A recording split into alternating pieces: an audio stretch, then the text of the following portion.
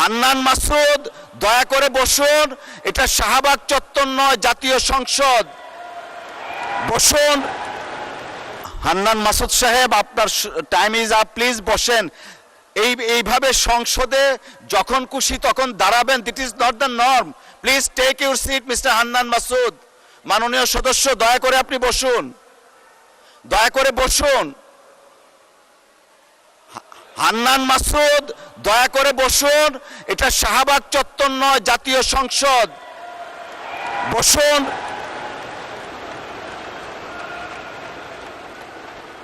May I humbly request you to take your seat, please? আপনি বসেন।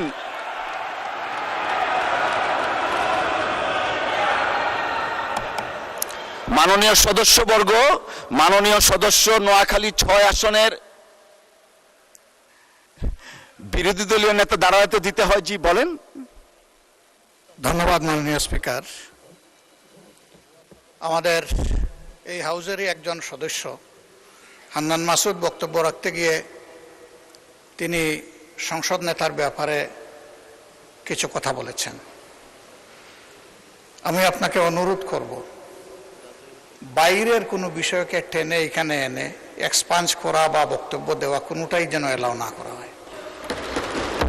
কারণ আপনি এইমাত্র বলেছেন যে এইটা সাভার স্কয়ার নয় বা শাহবাগ স্কয়ার নয়। তার মানে হচ্ছে সংসদের ভিতরে একটা সংসদীয় নর্মস আছে, বাইরেরও একটা গ্রামার আছে। যার যার গ্রামারকে সেই জায়গায় আমরা রাখি। বাইরের জবাব বাইরে দিব, সংসদের জবাব সংসদে হোক। তবে এটা সত্য, এটা অসত্য, এই ঝগড়ায় যদি আমরা যাই তাহলে অনেক কিছু আমাদের জন্য হয়তো বা লজ্জাজনক হয়ে যাবে। আমি চাচ্ছি না কারো সম্মানের সাথে এই লজ্জাটা লেগে থাকুক।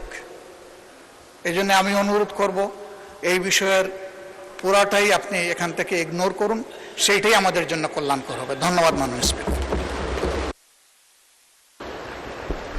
ধন্যবাদ মাননীয় বিরোধী দলীয় নেতা। আমরা সবকিছু বিচার বিশ্লেষণ করে সিদ্ধান্ত নিব। ধন্যবাদ।